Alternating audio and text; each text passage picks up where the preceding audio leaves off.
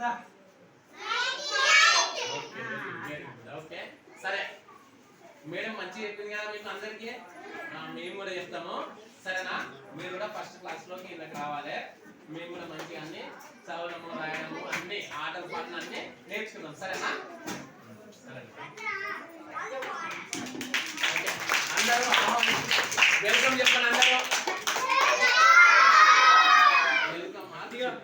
Very good. స్వాగతం సుస్వాగతం. మళ్ళీ ఆ పాట పాడది మనం.